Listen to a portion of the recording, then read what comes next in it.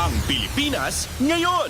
Narito na ang pinakamainit na mga balita na nakalap sa bawat sulok ng bansa. Ihahatid sa bawat Pilipino saan man kayo sa mundo.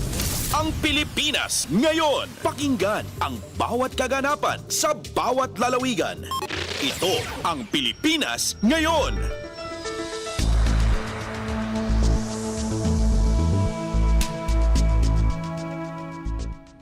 Magandang araw po sa ating mga tagapakinig. Welcome po ulit sa ating programang Ang Pilipinas Ngayon. Ito pong muli ang inyong lingkod, Steph Vicente. Samahan niyo po ako sa kabuuan ng ating palatuntunan. Tulad ng dati, mapakikinggan po ang ulat ng ating mga kapatid na himpilan sa probinsya, ang ating mga segmentong balitang negosyo at kalakalan, balitang esports at balitang artista, maging ang ilan sa mga pangunahing balita mula dito sa ating bansa. Yan po sa kabuuan ng ating palatuntunan, ang Pilipinas ngayon.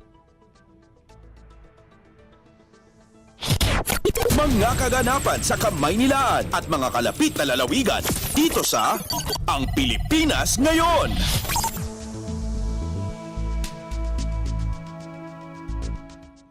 Sa mahahalagang balita, binigyang diin ni Pangulong Ferdinand R. Marcos Jr. na kailangan ng matatag na local supply chain sa gitna ng mga antala sa operasyon at food supply. Pahayag ito ng Pangulo sa pagbubukas ng Maersk Optimus Distribution Center sa Calamba, Laguna.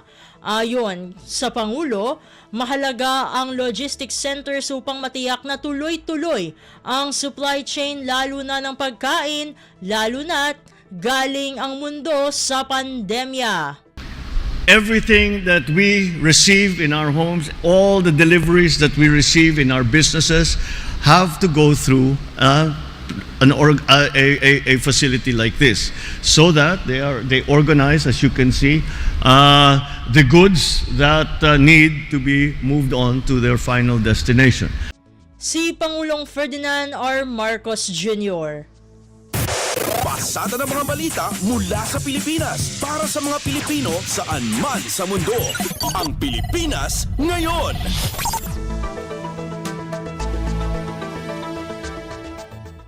Sa kaugnay na balita, bagong bukas na Maersk Optimus Distribution Center sa Calamba, Laguna, malaki ang maitutulong sa pagbibigay ng trabaho sa ating mga kababayan. Ang detalye ng balita, ihahatid sa atin ni Raquel Bayan. Malaki ang maiaambag ng bagong bukas na Maersk Distribution Center sa Laguna para sa pagbibigay ng trabaho at oportunidad sa mga Pilipino. Ayon kay Pangulong Ferdinand R. Marcos Jr., nasa 2,000 mga Pilipinong inaasahang mabibigyan ng direct at indirect job ng kumpanya. Kabilang na dito ang mga vendor, service providers, truckers at iba pang nasa linya ng logistics. Kaugnay nito, kinilala rin ng Pangulong ambag ng distribution facility sa decongestion effort ng pamahalaan sa Metro Manila na anya magsusulong rin sa potential ng Laguna. Bukod dito, palalakasin rin ng binuksang distribution center ang import at export activities sa rehiyon ng Calabarzon at maging ng Bicol. This strategic location in Calamba aligns with our efforts to decongest Manila and to unlock the economic potential in the countryside. With this project, it is our citizens who stand to benefit the most. For many Filipinos, it opens many new doors. Mula sa Malacanang, ito sa Rakalbayan para sa Radyo Pilipinas. Kumpleto, detalyadong balitaan, di papahuli sa mahahalagang kaganapan. Kamustahin ang inang bayan, ang Pilipinas ngayon. Samantala, ipagpatuloy ang misyon sa pagtulong sa mga nangangailangang Pilipino. Ito ang naging payo ni Pangulong Ferdinand R. Marcos Jr. sa Philippine Charity Sweepstakes Office o PCSO. Sabi ng Pangulo, isa puso ng PCSO ang kanilang tungkulin. Aniya, hindi na mabibilang pa kung ilang Pilipino ang kanilang natulungan sa halos 9 na dekada. Ani Pangulong Marcos, isa ng institusyon ng PCSO na nagbigay pag-asa sa maraming Pilipino. 9 decades, almost a century of hope a lottery of chances, and a whole lot of dreams funded, healed, and realized. Si Pangulong Ferdinand R. Marcos Jr. Pasada ng mga balita mula sa Pilipinas para sa mga Pilipino saan man sa mundo. Ang Pilipinas ngayon.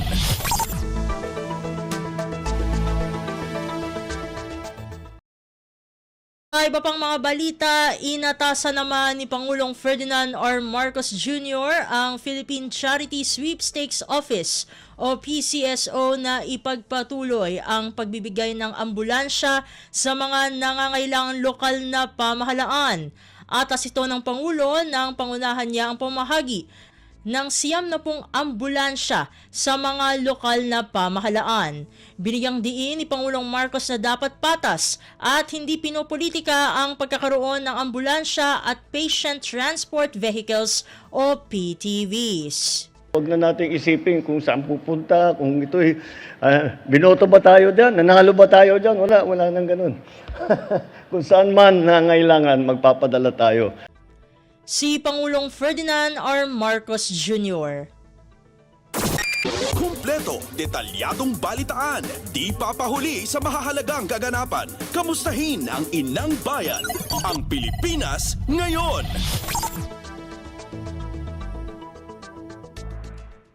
Samantala, pinatitiyak ni Pangulong Ferdinand R. Marcos Jr. sa mga benepisyaryong lokal na pamahalaan na maalaga ang mabuti ang mga ambulansya upang magamit ng maraming Pilipino. Kabilang sa mga nakatanggap ng ambulansya ang Pangasinan, Rizal, Negros Oriental, Cebu, Bohol at Northern Samar. Sa kanyang talumpati, ipinangako ni Pangulong Marcos na patuloy ang gobyerno sa pagbibigay ng mga ambulansya o Patient Transport Vehicles o PTVs para mabigyan ang lahat ng LGUs sa buong bansa. Ako'y natutuwa na ating nagagawa ito at ipatuloy nating gagawa. Ang hihilingin ko lang sa ating mga chief executives, sa ating mga LGU heads, alagaan ninyo, patagalin ninyo. Si Pangulong Ferdinand R. Marcos Jr. Pasada ng mga balita mula sa Pilipinas para sa mga Pilipino saan man sa mundo. Ang Pilipinas ngayon. Para naman sa balitang bagyo, Pangulong Ferdinand R. Marcos Jr. pinaghahanda ang Office of the Civil Defense o OCD para sa pagpapatupad ng forced evacuation at rescue efforts sa mga apektado ng Super Typhoon Leon. Narito si Alvin Baltazar para sa balita.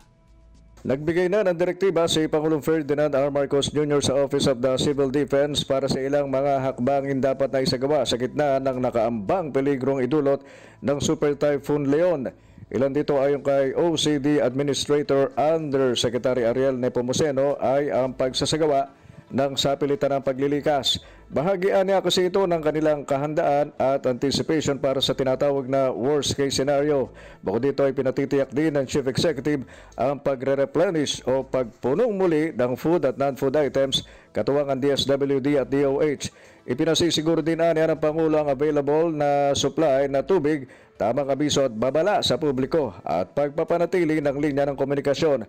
Sa ngayon ay nakikipag-ugnayan na ang OCD sa halos 3,000 pamilya o mahigit 8,700 na individual sa mga rehiyon ng Region 1, 2 at 3 at mahigit 40,000 pamilya o mahigit 161,000 na katao sa Bicol Region na hanggang ngayon ay nananatili pa rin sa mga evacuation centers. Mula sa Palasyo ng Malacanang, Alvin Baltazar, Radyo Pilipinas.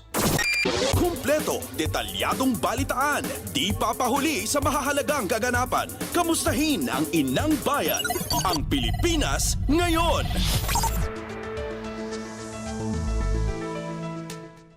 Balitang undas naman tayo, Philippine National Police o PNP handa na para sa Undas 2024. Ang kabuang ulat, ihahatid naman sa atin ni Dayan Lear.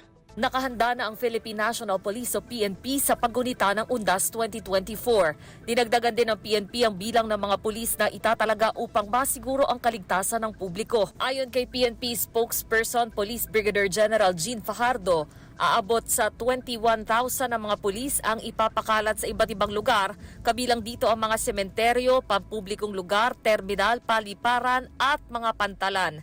Layo nito na mapangalagaan ang seguridad ng publiko sa panahon ng undas. Sa kabila ng pagtaas ng alerto at pagdami ng mga nakatalagang pulis, nilinaw ni Fajardo na wala silang natatanggap na anumang banta sa seguridad kaugnay ng undas.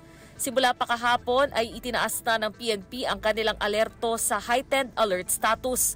Ito'y nangangahulugan ng 75% ng kanilang puwersa ay nakadeploy na at handa sa anumang sitwasyon. Ito si Dayan Layar para sa Radyo Pilipinas. Pasada ng mga balita mula sa Pilipinas para sa mga Pilipino saan man sa mundo. Ang Pilipinas ngayon.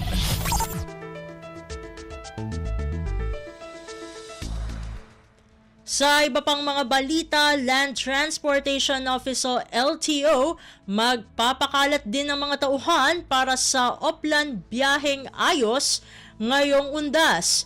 Narito si Mary Ann Bastasa para sa balita. All set na rin ang Land Transportation Office para sa pagtitiyak ng maayos, ligtas at hassle-free na biyahe ng mga motorista ngayong Undas 2024. Ayon kay LTO Chief ASEC Vigor Mendoza II, iniutos na rin ito ang pagdedeploy ng sapat na tauhan ng LTO sa mga major thoroughfare para umalalay sa mga motorista at mga biyaherong mag-uuwian ng probinsya. Una na rin iniutos ni Mendoza sa lahat ng regional offices na tiyakin ang roadworthiness ng mga pampasaherong bus, lalo na't marami ang luluwa simula ngayong bisperas ng Undas. Kasama sa direktiba nito ang pagsasagawa ng mga random drug test sa lahat ng bus driver at mga konduktor. Ayon kay ASEC Mendoza, umaasa ito sa kooperasyon ng kumpanya ng bus para matiyak din ang kaligtasan ng kanilang mga pasahero. Hinimok naman ng LTO ang publiko na planuhing mabuti ang kanilang biyahe, lalo na ang mga magko-commute papunta at pabalik mula sa kanilang mga probinsya at pati na ang mga pupunta sa lugar na naapektuhan ng nagdaang Bagyong Christine at may banta naman ng Bagyong Leon. Ito si Meran Bastasa para sa Radyo Pilipinas. Kumpleto, detalyadong balitaan, di papahuli sa mahahalagang kaganapan. Kamustahin ang inang bayan, ang Pilipinas ngayon.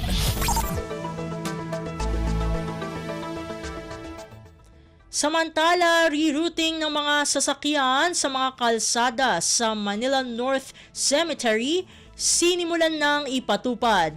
Ang detalye ng balita ihahatid naman sa atin ni Michael Rogas. Sinimulan na ng lokal na pamahalaan ng Maynila ang rerouting sa mga kalsada na malapit sa Manila North Cemetery bilang paghahanda sa dagsa ng mga magtutungo sa sementeryo ngayong undas. Bukod sa may sasarang kalsada, ipinatupad na ang rerouting ng mga sasakyan. Para sa mga magtutungo sa La Loma at Chinese Cemeteries, pwedeng daanan ang Rizal Avenue o kaya ay ang Jose Abad Santos Avenue patungo sa Paroronan. Lahat naman ng mga manggagaling sa Blumentritt Road ay kakaliwa sa Cavite Street o kaya ay kakanan sa Cavite Street at kakanan sa Leonor Rivera patungong destinasyon. Lahat naman ng mga trailer truck, heavy vehicles mula sa A.H. Lacson Avenue at Dimasalang Road ay pwedeng dumiretso sa Josepo Street patungong destinasyon. Lahat naman ng mga magmumula sa Dimasalang Road at Blumentritt Road ay pwedeng kumanan sa Makiling Street diretso sa Blumentritt Extension patungo sa kanilang destinasyon. Ito si Michael Rogas para sa Radyo Pilipinas.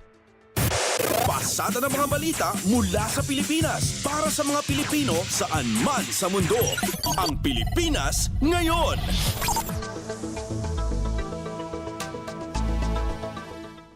Sa iba pang mga balita, Senador Bong Revilla inimungkahi na gawing mas climate resilient ang mga programa ng pamahalaan. Ang kabuang ulat ihahatid sa atin ni Nympha Asuncion. Minumungkahi ni Senador Ramon Bong Revilla Jr. na gawing mas climate adaptive at climate resilient ang mga programa ng gobyerno. Ginawa ng Senador ang pahayag kasunod ng naranasang epekto ng Bagyong Christine kung saan marami sa mga kababayan natin ang naapektuhan ng pagbaha at mga nawalan ng ari-arian.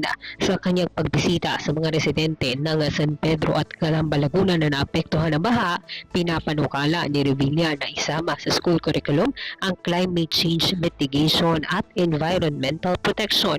Layon anya nitong mabigyan ng mga kabataan ng sapat na kaalaman kung paanong mapangalagaan ang kalikasan at maiiwasan ang mga kalamidad dulot ng climate change. Bukod sa mga paaralan, dapat rin anyang aktibong pinapractice ang climate change mitigation sa mga tahanan at mga komunidad.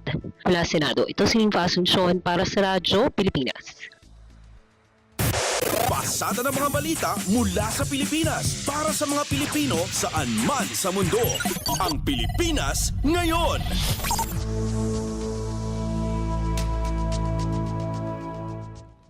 Samantala, OFW Party List lumagda sa isang kasunduan kaugnay ng pagbibigay ng scholarship para sa mga overseas Filipino worker.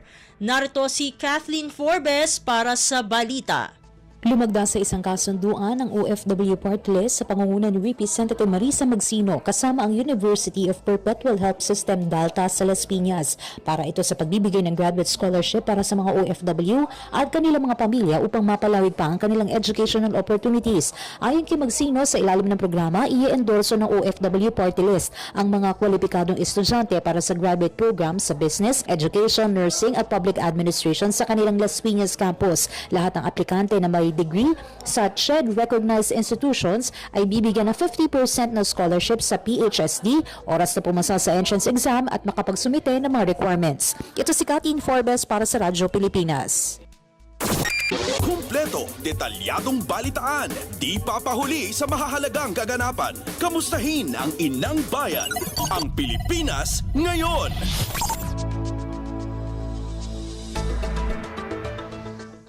Sa iba pang mga ulat, Active Transport patuloy na isinusulong ng Department of Transportation o DOTR.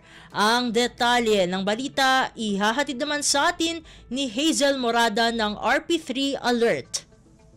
Isinusulong ng Department of Transportation o DOTR ang active transport o isang paraan ng paglalakbay gamit ang sariling lakas gaya ng paglalakad, paggamit ng bisikleta o non-motor vehicles, maging ang light electric vehicles. Sa panayam ng RP3 Alert, sinabi ni Active Transport Project Lead Patrick Santos na layo ng programa na pagandahin ang mga active transport infrastructure gaya ng bike lanes sa buong bansa na kasalukuyan ay nasa 887 kilometers na. Target din anya ng DOTR na makapagtayo ng 2,400 kilometers na bike lanes sa taong 2028. Gayon din ang pagpapaganda ng mga pedestrian walkway at sidewalks. Prioridad din ni Santos ang pagpapabuti ng end-of-trip cycling facilities sa mga active transport users. Pasilidad na magsusuporta sa mga active transport users pagdating nila sa kanilang destinasyon. Bike rack, repair station, charging stations para sa mga LEVs, footbridges na kinakailangan din po ng mga tinatawag na bicycle ramps or bicycle channels. Mula RP3 Alert, ito si Hazel Morada para sa Radyo Pilipinas.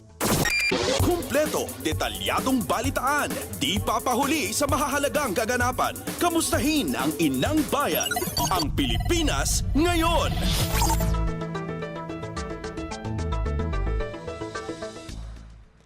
At iyan ang mga maiinit na kaganapan para sa araw na ito. Samantala, ating antabayanan ng mga ulat mula sa ating mga kapatid na himpilan sa probinsya para sa ating regional news. Balita mula sa lalawigan sa bawat rehiyon ng ating bayan. Dito sa Ang Pilipinas Ngayon.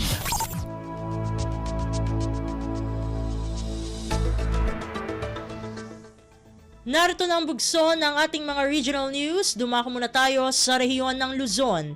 Ilang pamilya sa Barangay Pansian, Pagudpud, Ilocos Norte inilikas dahil sa storm surge. Ang kabuang ulat ihahatid sa atin ni Jude Pitpitan mula sa Lawag. Agarop 27 pamilya wenno 48 nga katao ti inbakwit ti lokal a gobyerno ija Barangay Pansian Pagudpud Ilocos Norte kalpasan nga nakita nagitidakkel nga daluyon iti baybay epekto iti bagyong Leon. Segon kay ni Barangay Chairman Jesse Lagundino, saan na nga ekspektaran nga aglagtupay iti siliwal dagitoy nga daluyon rason nga dinarasdan iti nang ibakwit ka dagiti residente tapno maipan isuda ti natalged nga lugar. Kunana nga kalpay dagiti nadakamat nga daluyon no idasig kadagiti napasaranda iti simmangbay iti bagyong Julian ken Christine. In paganatgat ni Lagundino nga napatpatag iti kada biyag iti kabarangayan na ngem dagiti material nga mabati iti pagtanganda. Impasigurado ti opisyal nga naigat ti koordinasyon da iti lokal a gobyerno iti ili ti pagudpod tapno maited dagiti kasapulan dagiti naibakwit a residente. Manipod iti syudad Tilawag, Jude Pitpitan para iti Radyo Pilipinas World Service. Balita mula sa lalawigan sa bawat rehiyon ng ating bayan. Dito sa Ang Pilipinas Ngayon.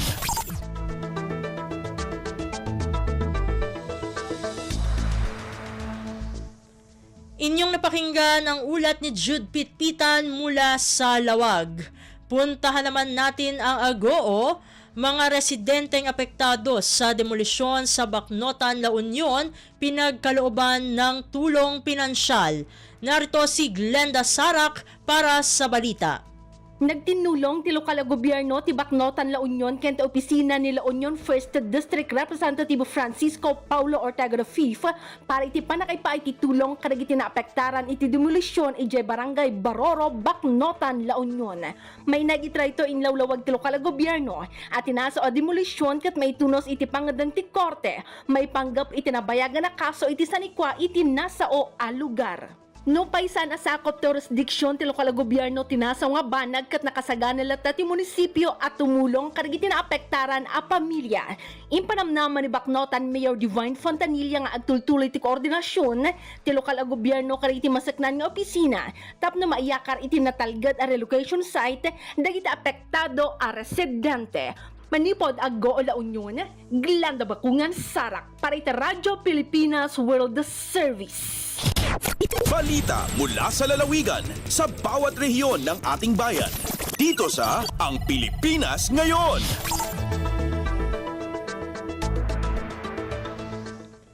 Inyong napakinggan ang ulat ni Glenda Sarak mula sa Agoo.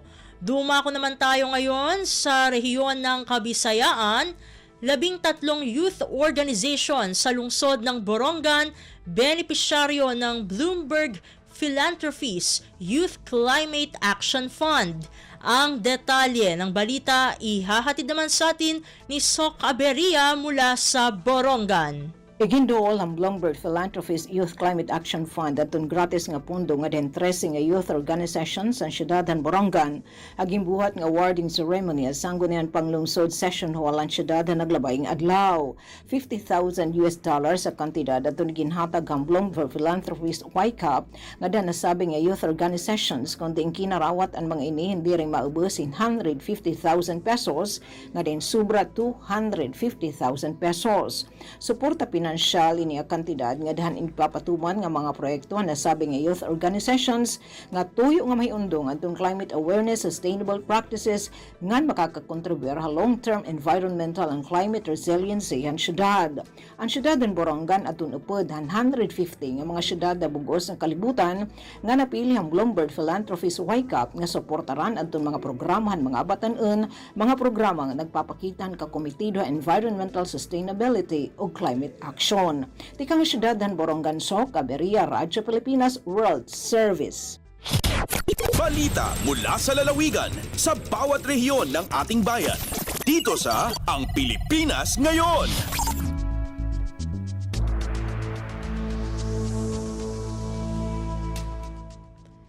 Inyong napakinggan ang ulat ni Sok Aberia mula sa Borongan. Dumako naman tayo sa Sogod, sangguniang bayan ng St. Bernard na mahagi ng mga kagamitang pang-edukasyon at wash kits sa mga paaralan. Ang kabuang ulat, ihahatid sa atin ni Ria Mikate. Gipakita sa mga sakop sa sangguniang bayan sa lungsod sa St. Bernard, Southern Leyte ang pagtagad sa edukasyon sa mga bata. Kini pinagi sa paghatag og suporta sa panginahanglan sa mga nagkadayang tungaan sa lungsod. Nasairan sa Radyo Pilipinas nga giapil sa sangguniang bayan ato sa pagsaulog sa PCL Week ang paghatag og mga educational material ug wash kits sa mga tunghaan. Full force sa mga sakop sa sangguniang bayan nga gipangunahan ni Municipal Vice Mayor Jocelyn Bongkaras ang distribusyon kauban ang mga sangguniang bayan member ug mga sakop sa lokal nga panggamhanan. Unang nakadawat ang matunghaan sa Mountainside, Seaside ug Riverside ni aging semana, samtang niadtong Lunes sa matunghaan nga sakop sa Central Sphere. Angan masayran nga ang maong kalihukan paagi usab sa sangguniang bayan sa pagsusi sa matunghaan sa lungsod. Gikan sa Radyo Pilipinas sugod kini si Ria Mikati alang sa Radyo Pilipinas World Service. Balita mula sa lalawigan sa bawat rehiyon ng ating bayan. Dito sa Ang Pilipinas Ngayon.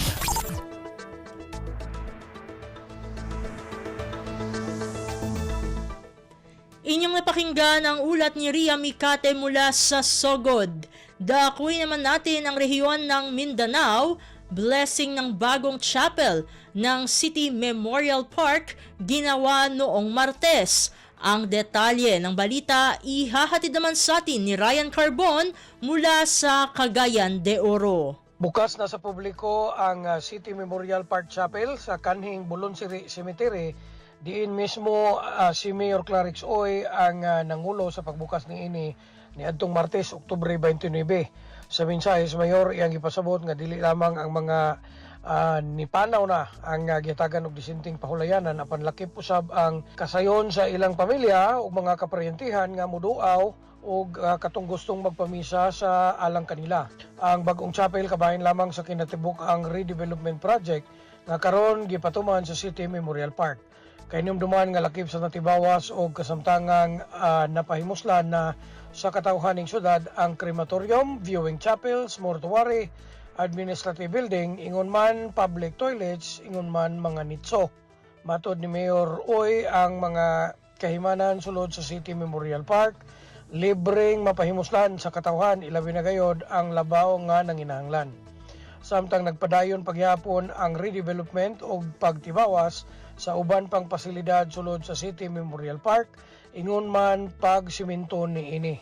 Gikan sa RP1 Cagayan de Oro City, Ryan Carbon para sa Radyo Pilipinas World Service. Balita mula sa lalawigan sa bawat rehiyon ng ating bayan. Dito sa Ang Pilipinas Ngayon.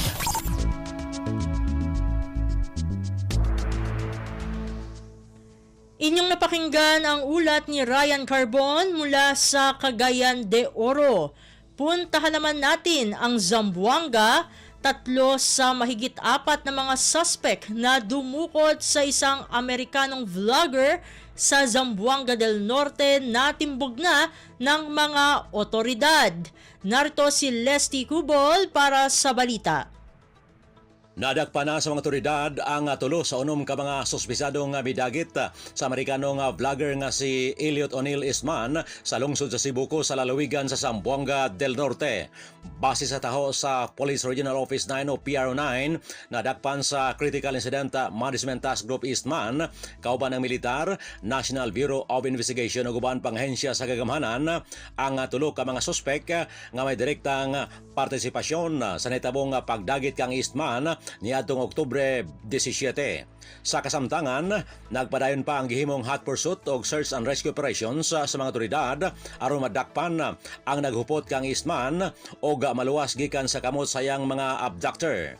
Samtang mikabat na usab sa 500,000 pesos ang ganting ihatag sa lokal nga kagamhanan sa Cebu alang sa makahatag og lehitimo og tukbang impormasyon sa nimutangan sa mga abductor ni Eastman nga mosangpot sa pagkaluwas niini. Gikan diri sa Radyo Pilipinas Zamboanga, kini si Leslie Cubol para sa Radyo Pilipinas World Service. Balita mula sa lalawigan sa bawat rehiyon ng ating bayan.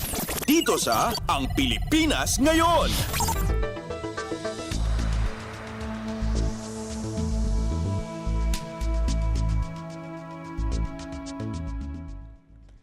Inyong napakinggan ang ulat ni Leslie Cubol mula sa Zamboanga.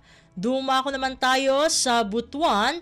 Ligtas na paggunita sa Undas 2024 kinakampanya. Butuan City Police Office pinaigting ang seguridad. Ang detalye ng balita ihahatid naman sa atin ni Jocelyn Morano. Kamulo karon ang kapulisan sa Dakbayan sa Butuan sa pag-apod-apod ng mga leaflets mahitungod sa safety tips o pahinumdom sa mga gibawal sulod sa sementeryo. Tuyo sa Butuan City Police Office kun BCPO nga luwas sa bisan unsang panghitabo ang katawhang mobisita sa 17 ka mga sementeryo sa Dakbayan sa Butuan aron usab nga makabot ang zero crime incident. Giingon ni OIC City Police Director Police Colonel Romel Villamor, nakig-alayo na sila sa kagamhanang lokal apil sa ubang mga ahensya ug volunteers aron kapanghingusgan ang seguridad. Doon na nausay nakalatag nga mga lakang para hugtanong ipatuman aron malikayan ang paghuot sa trapiko para maminusa ng mga aksidente sa mga lugar duol sa sementeryo. Abiso pa ni Police Colonel Villamor sa publiko, kinahanglang alerto usab og i-report ang bisan unsang panghitabo. Dili pasagdan ang gagmay mga bata maglatagaw aron di mga wala og moduol sa Police Assistance Desks para maasistihan kung magkaproblema o dunay gikinahanglan. Importante matud pang magtinabangay para sa kalinaw ug luwas nga paghandom sa Undas 2024. Gikan sa RP Butuan, kini si Jocelyn Morano para sa Radyo Pilipinas World Service. Balita mula sa lalawigan sa bawat rehiyon ng ating bayan. Dito sa Ang Pilipinas Ngayon.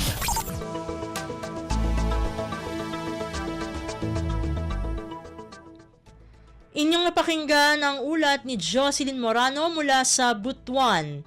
Puntahan naman natin ang Iligan. Mahigit 800 puwersa ng kapulisan at iba pang ahensya sa Iligan City ipinakalat na para sa Undas 2024. Ang kabuang ulat, ihahatid naman sa atin ni Sheriff Timhar Habib Majid.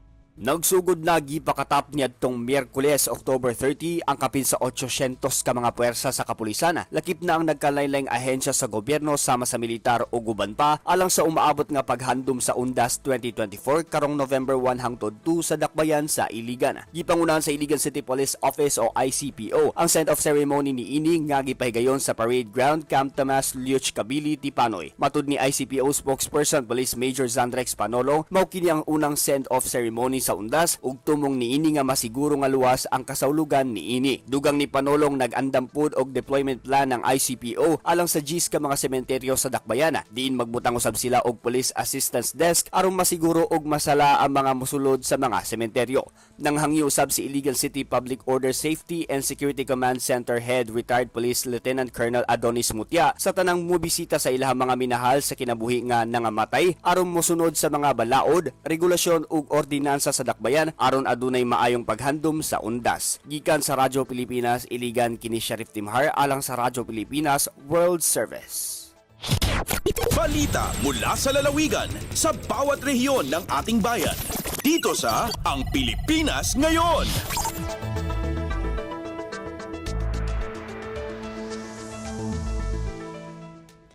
At inyong napakinggan ang ulat ni Sheriff Timhar Habib Majid mula sa Iligan.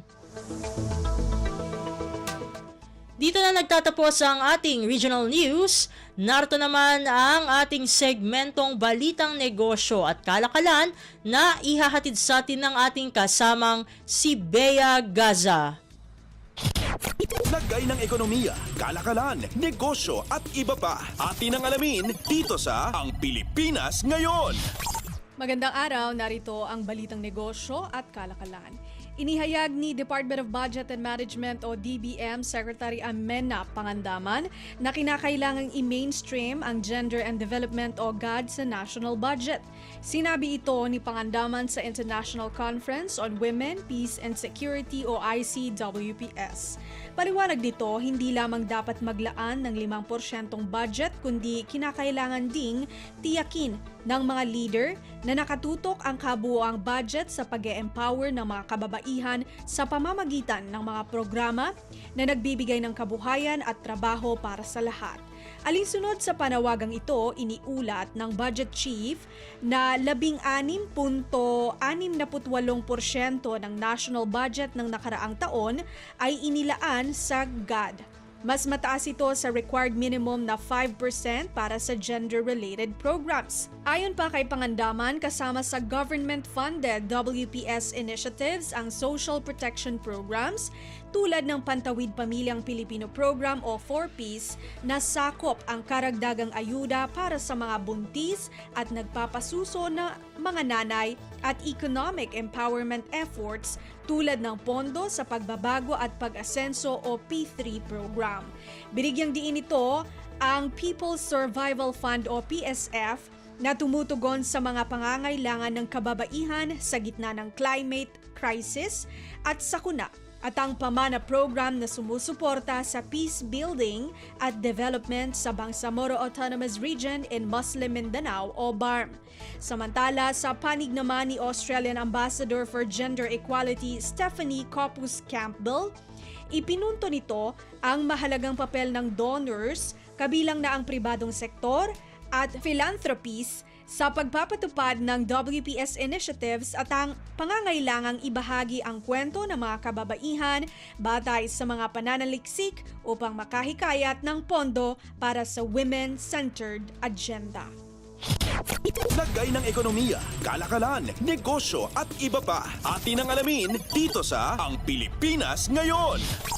Habang papalapit ang undas, hinihimok ng Department of Energy o DOE ang mga Pilipino na maging conscious sa paggamit ng enerhiya kasabay ng mga biyahe ngayong weekend pauwi sa probinsya.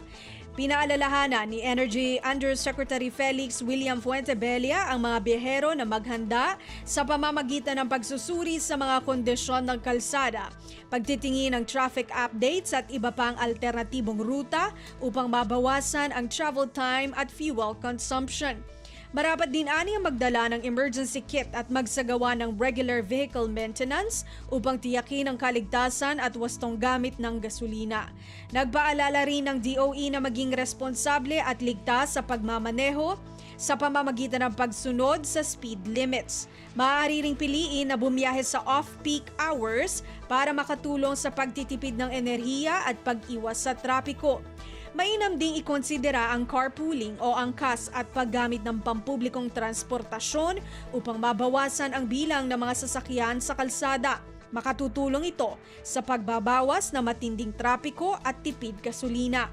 Simula na manalasa ang Bagyong Christine, inabisuhan ang publiko na huwag munang bumiyahe sa rehiyon ng Bicol dahil sa isyu ng trapiko na dulot ng mga hindi pa maaaring daanang kalsada.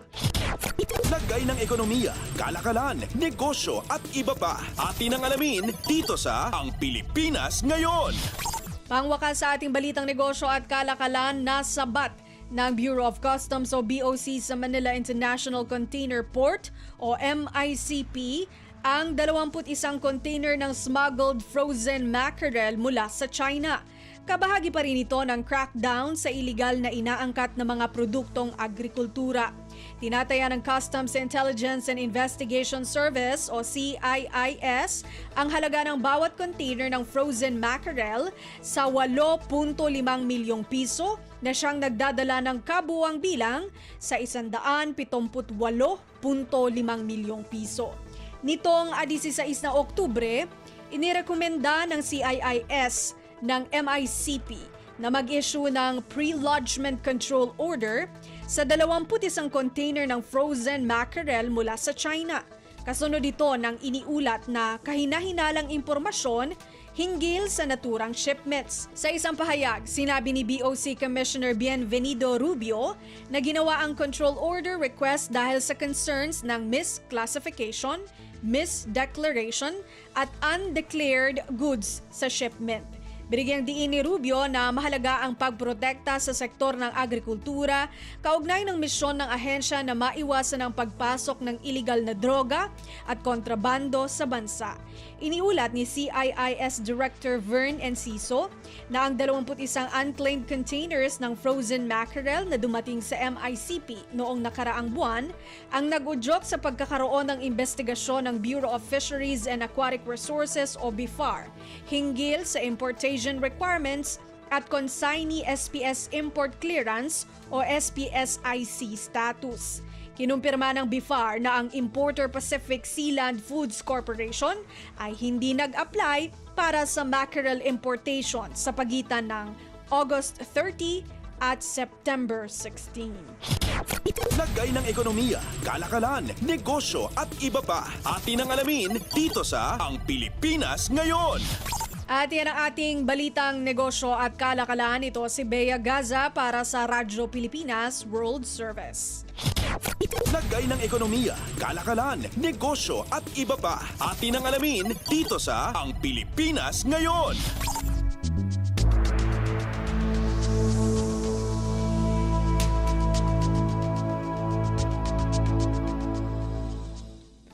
Maraming salamat, Bea, para sa ating segmentong Balitang Negosyo at Kalakalan.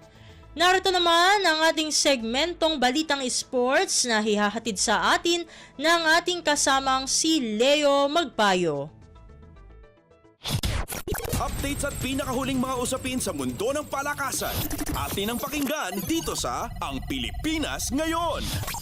Magandang araw. Narito na po ang Sports Balita.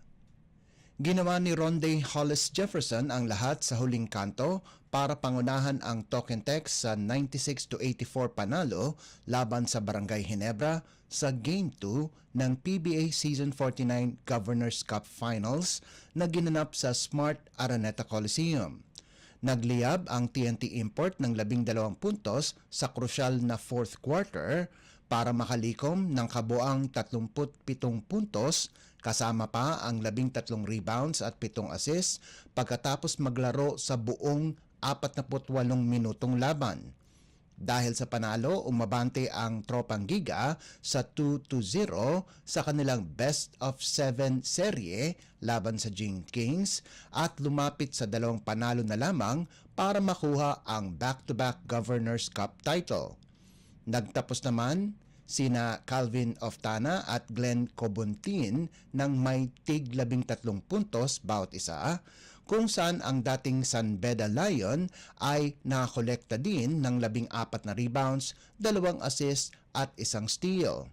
Samantala, naging malamya ang shooting ni Ginebra Import Justin Brownlee kung saan naipasok niya lamang ang 7 sa 17 pagtatangka mula sa field para magtapos ng may 19 na puntos, 9 na rebounds, 3 assists at 2 tapal, habang nagambag si Scottie Thompson ng 18 markers, 9 na boards, 4 na assists at 1 tapal. Updates at pinakahuling mga usapin sa mundo ng palakasan. Atin ang pakinggan dito sa Ang Pilipinas Ngayon. Nagbigay ng suporta ang Northport Batang Pier para sa mga biktima ni Severe Tropical Storm Christine sa pamamagitan ng outreach program. Nagpunta ang koponan ng PBA sa Barangay Santo Niño sa Binyan City, Laguna para tulungan ang 200 pamilya at 400 individual kung saan nag-abot sila ng pagkain, sako ng bigas, tsinelas at iba pang relief goods sa isang bayan na labis nang naapektuhan ng bagyong Christine. Ilan sa mga sumama ay sina Northport Head Coach Bonnie Tan at ang kanyang staff, Alin Bulanadi, Fran Yu, Dami Kuntapay, Sydney Onwebere, Cade Flores, Paul Zamar, William Navarro, Paulo Taha, Eva Nel at Abu Trotter. Kasama din sa outreach si John Amores.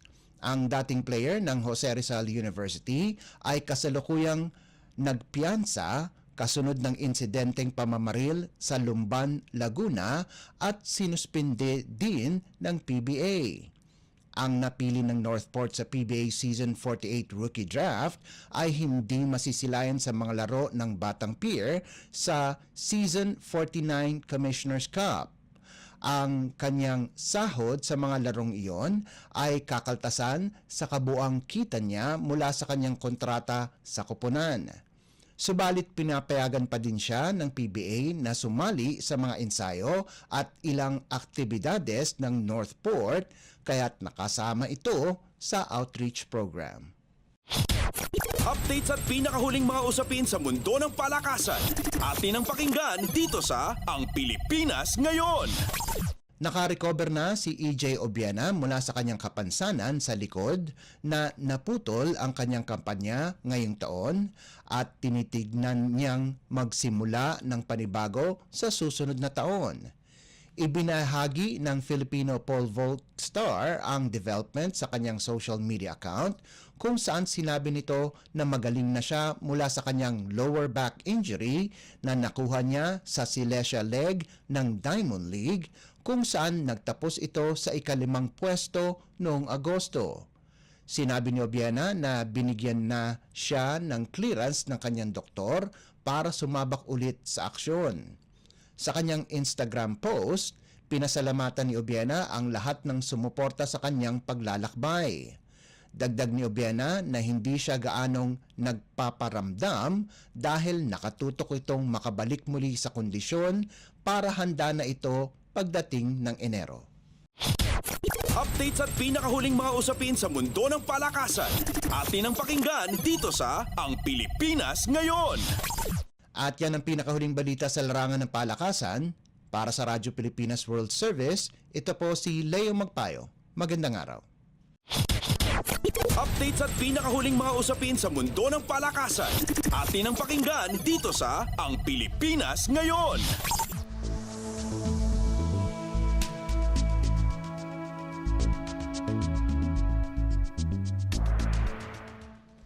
Maraming salamat, Leo, para sa ating segmentong Balitang Sports. Samantala, narito na ang mga latest chika sa ating segmentong Balitang Artista kasama ang nag-iisang si Mama JT. Ang latest, ang hottest sa showbiz and entertainment. Heto na sa Ang Pilipinas Ngayon. Halo, magandang araw sa ating mga chismoso at chismosang nag-aabang ng mga trending na balita sa mundo ng showbiz. Ito na ang ratsyada ng mga chika in a great relationship.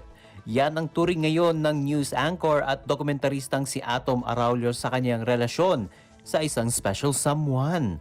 Sa isang online interview, nagkwento ito sa kanyang low-key na personal na buhay, partikular sa kanyang relasyon sa isang mystery girl. Hindi man ito binanggit ang pangalan, ngunit ikwento nito kung bakit niya ito nagustuhan. Ayon sa dokumentarista, nagustuhan niya na merong sariling buhay, pangarap, karera at mga prioridad sa buhay ang kanyang karelasyon. Dagdag pa niya na kaya sila nag-click sa isa't isa ay dahil kapwa nila sinusuportahan ang bawat isa. Kahit hindi nababanggit ni Atom, ang tila mystery person sa buhay niya ngayon ay isa lamang kasi ang hula ng taong bayan. Walang iba kundi ang kapwa rin niya broadcaster na si Zen Hernandez, pero wala pang direktang pag-amin ang dalawa hinggil dito. At sa mga hindi pa nakakalam, nagkasama sina Atom at Zen sa ABS-CBN hanggang sa lumipat nga itong si Atom sa GMA Network noong 2017. Last year pang napapag-usapan na may something sina Atom at Zen matapos silang makitang magkasama sa ilang mga event. Kabilang ang kanilang bakasyon sa Hong Kong kasama ang kanilang mga kaibigan noong Oktubre ng nakaraang taon at ngayong taong 2024 nitong Abril naman sa play ng Miss Saigon sa Parañaque City. Ang latest, ang hottest sa showbiz and entertainment. Heto na sa Ang Pilipinas Ngayon. At sa iba pa nating chika for today, nagpiyansa na ang kilalang showbiz insider na si Nanay Christy Fermin para sa mga kaso niyang 5 counts of libel na isinampa ng mag-asawang Francis Kiko Pangilinan at megastar Sharon Cuneta sa Makati City noong Mayo. Dahil nga may kaso ito ay mayroong katapat na warrant of arrest na inisyo ang korte laban kay Nay Christy kaya sumuko na ito. Ayon sa kanya, sanay na siya sa ganoong senaryo na may mga kaso. Kaya voluntary surrender ang ginagawa nito dahil ayaw niyang na pinaghahanap pa siya ng batas dahil iginagalang naman nito ang batas at upang makapaghain ito ng piyansa. Umabot naman sa 240,000 pesos ang kabuang halaga ng piyansa na kanyang ipinoste sa korte. Kahit nakapagpiyansa na ito ay gumugulong na ang kaso ni Nanay Christy sa korte at hawak na ito ng Makati Regional Trial Court, Branch 148 sa sala ni Judge Andres Bartolome Soriano. Ang latest, ang hottest sa showbiz and entertainment. Heto na sa Ang Pilipinas Ngayon. At sa uli nating chika for today, tuluyan na palang sinampahan ni Rita Daniela ng reklamong acts of lasciviousness ang aktor na si Archie Alemania. Naghahain ng formal na reklamo si Rita sa Office of the City Prosecutor sa Bacoor City sa Cavite. Trauma raw ang dinanas ni Rita na siya rin umanong nagbigay sa kanya ng lakas ng loob upang tuluyang magsampa ng reklamo bagamat alam daw niya na makakaladkad ang kanyang reputasyon. At narito naman ang statement ni Daniela sa media, quote and unquote, that being a public figure, a contractual artist with reputation to protect, it is very difficult for me to file the instant case, but the trauma I was and I am experiencing brought about by the incident gave me courage to face the consequences and file the instant case against the respondent, sabi niya. Ayon naman sa salaysay ng aktres, nangyari ang pangaharas ni Archie sa aktres noong Setyembre ngayong taon nang minsan daw alukin ng aktor si Rita na ihatid pa uwi. Pareho silang galing sa Thanksgiving party na ginanap sa bahay ng co-star nilang si Bea Alonzo sa seryeng Widow's War. Pareho silang cast member ng show pero sa ngayon wala na sa istorya ang karakter ni Archie. At ito, habang nasa daan daw sila pauwi, hinawakan at hinaplos ni Archie ang leeg at balikat ng aktres nang walang pahintulot. Saad pa doon na nilabanan ni Rita ang ilang ulit na pagnanakaw ng halik ni Archie sa loob ng kanyang kotse bago pa man makababa si Rita sa sasakyan ni Archie. Samantala, kasama rin umano sa isinamang ebidensya sa isinampang reklamo ni Daniela ang screenshots ng kanyang mensahe kay Alemania kung saan iginiit niyang nabastos niya siya sa ginawa ng naturang aktor. At wala pang inilalabas sa pahayag si Alemania hinggil sa kinasangutang reklamo. Ang latest, ang hottest sa showbiz and entertainment. Heto na sa Ang Pilipinas Ngayon.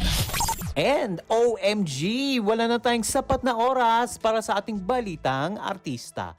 Maraming salamat mga kachismis sa pakikinig sa aking mga chika for today. Ako po si Mama JT para sa Radyo Pilipinas World Service. Ang latest, ang hottest sa showbiz and entertainment. Heto na sa Ang Pilipinas Ngayon.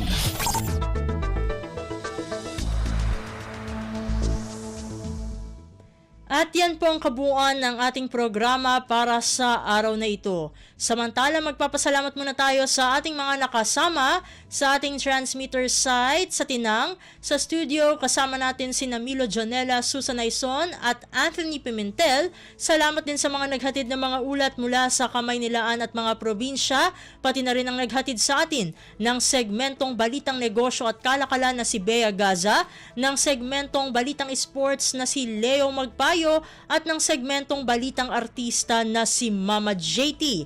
At syempre, maraming salamat sa ating station manager na si Mr. Ray Sampang. Maraming salamat po hanggang sa susunod na edisyon ng ating palatuntunan. Huwag kalimutang mag-like, mag-follow at mag-subscribe na sa mga social media account o page ng Radyo Pilipinas World Service upang maging laging updated sa mga mahahalagang balita. Ito pong muli ang inyong lingkod, Steph Vicente. Mabuhay po tayong mga Pilipino. At yan ang Pilipinas Ngayon. Muling samahan si Ben Blones sa parehong oras at alamin ang pinakahuling mga kaganapan at balita saan man kayo naroon. Ang Pilipinas Ngayon.